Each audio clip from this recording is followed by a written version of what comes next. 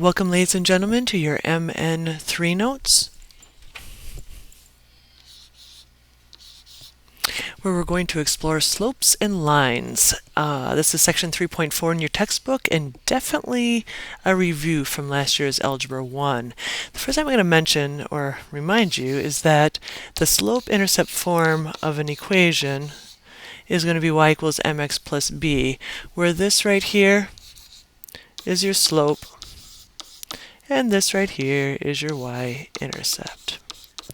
Now, if you look at number 1's warm-up, you notice it's the equation y equals 2x plus 5.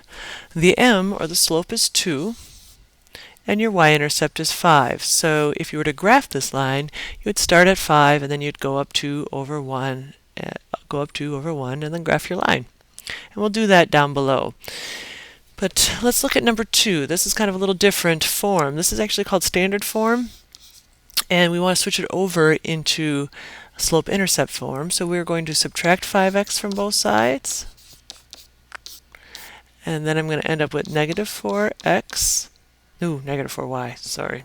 Negative 4y equals negative 5x plus 8. You're going to divide out by negative 4, so you end up with negative 4 here, negative 4 here, and negative 4 there. So you end up with y is equal to 5/4 x, and then 8 divided by negative 4 is a minus 2, or a plus negative 2. So that means that you have a y-intercept of negative 2, so you'd plot a point at negative 2 on the y-axis, and then your slope is 5/4, so you'd go up 5 and run 4. X equals 3 here. There's an unusual line, because here if you have your xy axis, this is where you're going to have a vertical or horizontal. This is one of your specials, and since it's x equals a constant, it's going to be a vertical line that crosses the x-axis at 3. So you have a vertical line that crosses the x-axis at 3. Notice that we have an up and down line here, so we don't have a slope of 0, 1, 2, 3, 4. It actually is undefined, because this is one of your specials. You either have a horizontal line which has no slope, or you have a vertical line which has undefined slope. And I'm sure last year they talked a lot about that. The y-intercept, where does it cross the y-axis? Nowhere. By the way, do not put 0 for your slope, because that implies a horizontal line, which is like y equals a number, and that implies that's a 0 slope versus an undefined slope. So vertical line, undefined slope. Horizontal line is a slope of 0. Okay, so it's going to come down here. It says the following equations are in slope-intercept form. Name the slope and y-intercept of each, then graph the line. Remember, when you graph the line, start by plotting the y-intercept. So your slope here is 3, or I'm going to actually go 3 over 1 just for graphing's sake. Y-intercept is 2, and I think I'm going to graph that first, just because then we can see exactly what we're doing on the graph. Remember, this is your x-axis, this is your y-axis. My y-intercept is 2, so I'm going to start right there. And because it's a slope of 3, I rise 3, 1, 2, 3, and I run 1 to the right. Always how you read. Remember, this is a positive slope, so it should be going uphill from left to right. And I am going to, without a ruler, and you're going to be using a ruler, I am going to draw my line. By the way, it would really not be a bad idea to put another point in here, like down 3 over 1. Oof, that also shows how off my line is. I'm going to do this all over again. So I'm going to start again at 2. I'm going to go 1, 2, 3 over 1. And then I'm going to do the same thing, 1, 2, 3 over 1, to plot another point, because you know what? You draw a much better line if you have more than 2 points. Okay, so that's my first line, and I'm just going to say this, label your line so you know which one's which. I'm going to also color code mine. So this, we have a slope of 3, or 3 over 1, this y-intercept of negative 1, and I start at negative 1, and go up 1, 2, 3 over 1. So this is really not me teaching you all about slope and y-intercept, because that is really required before you come into this course, but it is, of course, a good review. This green line here is the equation number 2. So you'll see I'm kind of going at a clip pace just because, again, I do know it's a review. Number 3 is kind of an interesting one. I'm going to put a +0 at the end because there's nothing back there and it sometimes confuses students. The slope is 3/1, just like all the others, notice, and my y-intercept is 0.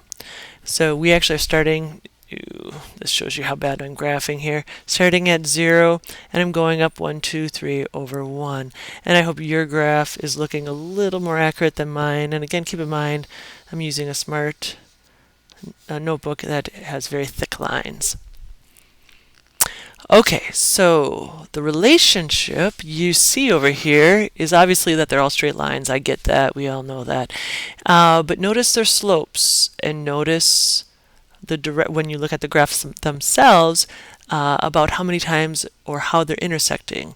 And that should really mean that since all their slopes are the same, they are not intersecting at all. So we have same slopes, and we have parallel lines. That is not a coincidence. That is exactly what we should be seeing.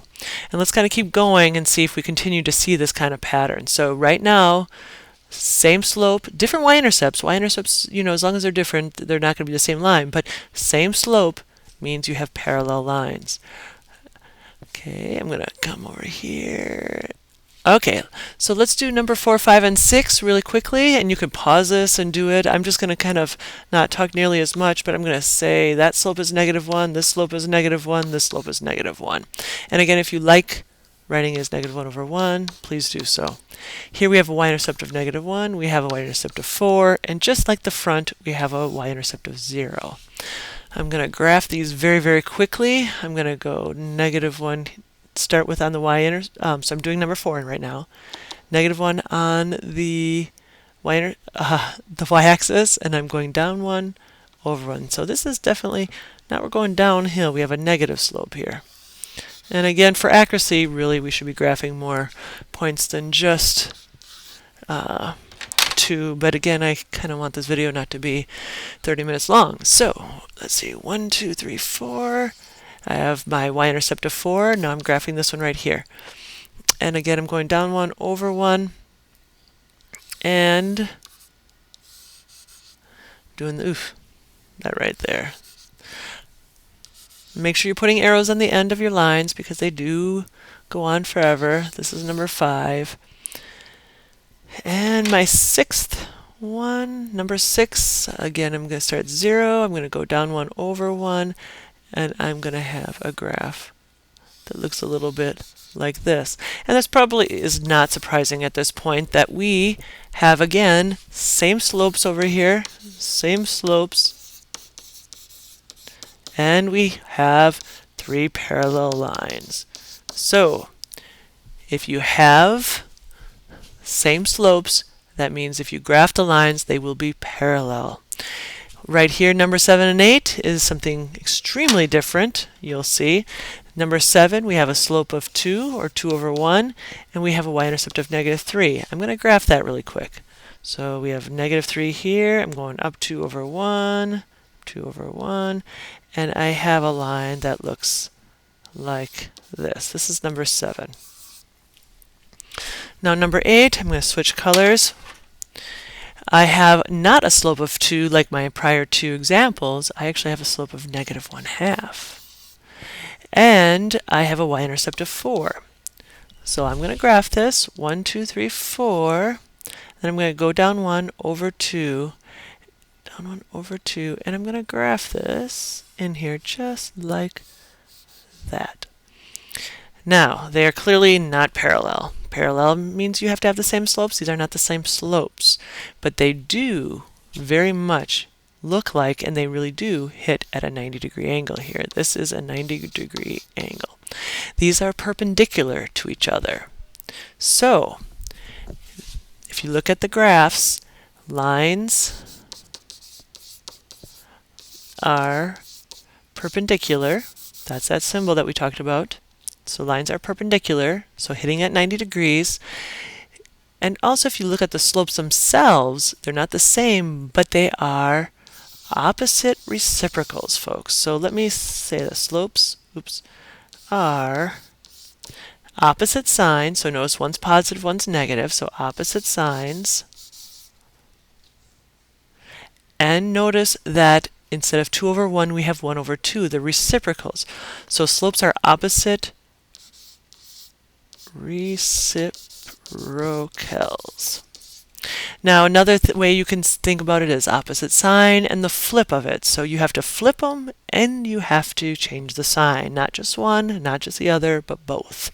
And if you do that with your slopes, you will in fact get perpendicular lines.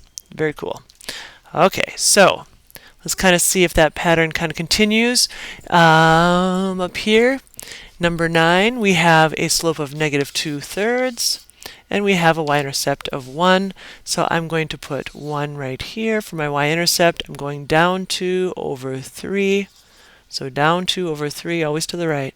And then this is, of course, a negative slope, so we're going downhill. So this is number 9. And now we'll switch colors. So I have 3 halves for my slope here. And you know what? I'm going to write that slope a little bit clearer. -2 over 3. Just because sometimes if you write your fractions kind of sideways like that, it doesn't look the same. Okay, 3 halves is my slope for this one. And my y-intercept is 1. Now notice the y-intercept are the same. Does not matter. We're just focusing on the slopes. So here I'm going to start again at that y-intercept. I'm going up 3 over 2. Oof. Have to make sure I graph it kind of okay here. And notice again they are hitting at 90 degrees. So they are perpendicular lines. So that is one relationship you can say. And then you can say slopes, which is really kind of the whole gist here. The slopes are opposite reciprocals. Okay, so that's an R, by the way. There, right there. Reciprocals. Oof, my smartboard is not responding. Oh my gosh, and then I misspelled it, didn't I?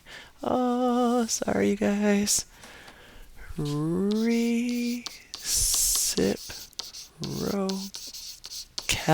Seriously, I'm seeing like it's going very, very slow, my smartboard, so bear with me. And again, if you don't want to write reciprocals, say flips. But reciprocal is a very, very important word in mathematics, which means that the numerator goes to the denominator and the denominator goes to the numerator. Okay, let's look at this number 11. We have a slope of -5, or 5 over 1. We have a y-intercept of 4. I'm going to graph it. 1, 2, 3, 4, down. And then at this point, you know, you did not need to listen to me do all of these. You could have just paused the video or fast forwarded it and done it for yourself. I know for many of you, this is definitely a review. Notice that this x over 5 is the same thing as saying 1x over 5. And so that is a slope of 1/5. The other way, by the way, you could write it is 1/5 out front times x. Those are all the same thing. So again, notice that you have opposite signs on those slopes and you have a reciprocal going. So I'm going to just assume that we're going to have another perpendicular set of lines. So up 1 over 5, 1, 2, 3, 4, 5. If I don't count, my line's going to be worse than already is going to be. And again, this is actually number 12, and this is number 11's line. So just like before, we can say that we have perpendicular lines and we have opposite reciprocal slopes. Okay. So the wrap up at the bottom here is really getting to the whole, like, what are we seeing kind of thing. So examine what you found. Number 1, if two lines never cross, they are called parallel lines.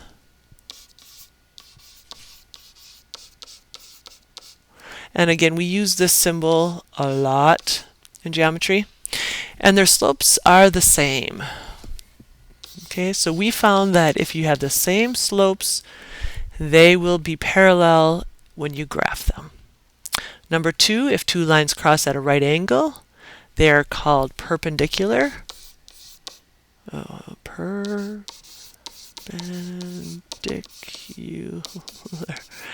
And again, I like using this symbol because that's a very long word. How many letters is that? 1, 2, 3, 4, 5, 6, 7, 8, 9, 10, 11, 12, 13. 13. Oof, that's a lot of letters. Anyway, so if two lines cross at a 90-degree angle, they're perpendicular lines, and their slopes are opposite signs. So one's going to be positive, one's going to be negative, and it's really important, they're going to be, so opposite signs and reciprocal. Reciprocal. This means, again, you have the opposite sign, and it is the flip. And that's really what this is, just making sure you know what reciprocal means, which is the flip. So you need to change the sign and also flip the fraction. So let's find the negative reciprocals of the following. And actually, that's another, I say opposite reciprocal. A lot of people say negative reciprocal. Same thing, just make sure you're changing the sign and flipping it. So for instance, this 5/8, you want to change it to a negative, and instead of 5/8, you want to flip it over to 8/5. -7, I'm going to put this over 1.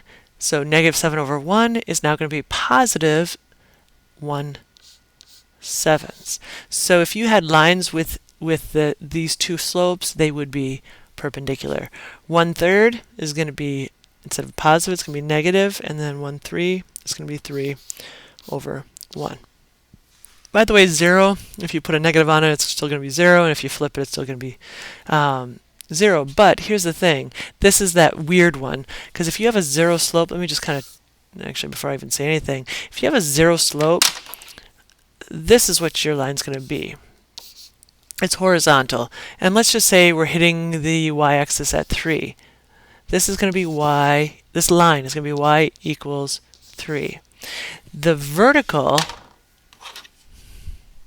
is going to be coming like this, and it doesn't matter where it crosses the x-axis, but the point is this is going to be, but let's just say it's 2, just for fun. Ooh, that's supposed to be a 2. This would be x equals 2.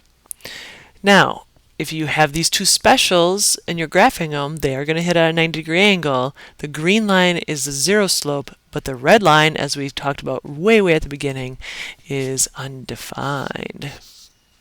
So you can't use our little rule above for the specials. The specials, you need to recognize the 0 slope is horizontal, and the opposite of that is going to be a vertical slope or vertical line, which is an undefined slope.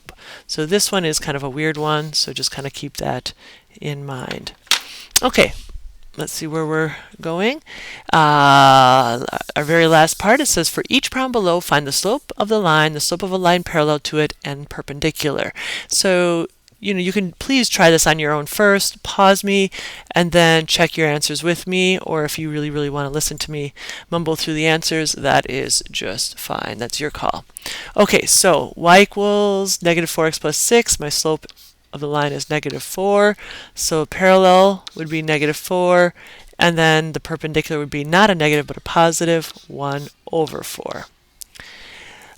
This right here, we have to get in slope-intercept form, so 2y equals -3x plus 9, so we need to first move that 3x over, divide out by 2, so I end up with y equals -3/2 x plus 9/2. I do not care what that y-intercept is, but I do care that that slope is -3/2, because then my parallel slope will be the same, but with a different y-intercept, obviously, otherwise they would be the same line, and my perpendicular would be positive 2/3. Okay. Now we're going into something a little different. We need to find the slope of these 2 points. Slope formula, as a reminder, is the change in y, so y2 minus y1 over x2 minus x1. So I'm going to subtract my y's, which is going to give me 6, and I'm going to subtract my x's. And be careful here, because it's 2 minus a -5. so it is 7. So 6/7 is your slope there. Parallel slope would be 6/7, and perpendicular slope would be -6/7. And this one over here, this next one, I'm going to do a little bit slower with that slope in case you didn't quite catch it. So I have, I'm going to subtract my y's, which is -8 minus 2, or you could do reverse. You can go 2 minus a -8 over my change in y's or x's, and you just have to make sure if you start with -8 for the change in y's, you need to start with 3 for the next one. So just be consistent, I guess is what I'm saying. Okay, so -8 minus 2 is going to give me -10. 3 minus... Did I mess up? I certainly did, didn't I? Let me take a step back. This right here is wrong. Hold on. So -8 minus 2, and then it's 3 minus 4. Eesh. My apologies. And that is going to give you -1, which then in turn will give you a slope of 10. So my slope here is 10, and I'm just going to double check my math yet one more time. Now you know that I kind of do this on the fly, right? 3 minus 4, -1. Yep, I'm good. Otherwise, tell me in class, right? So 10, my parallel slope is 10, or 10 over 1, and my perpendicular slope is -1/10. Last but not least, and I can't even see it because I put a green line right through it. Let me here, I'll do that. We have 2/5 or 2/5, the point 25. I'm going to write it over here just so that I can kind of talk and work at the same time. 2 -6. This looks like an interesting one because I bet if I graph this, we're going to have a parallel or perpendicular line. How do I know that? Or horizontal or vertical line, because I have the same x's. That's how I know. So if I were to sketch a graph of this really quick, I'm going to go 1, 2, and I'll just say this is 5 just for fun. And then 2 -6 is 1, 2, and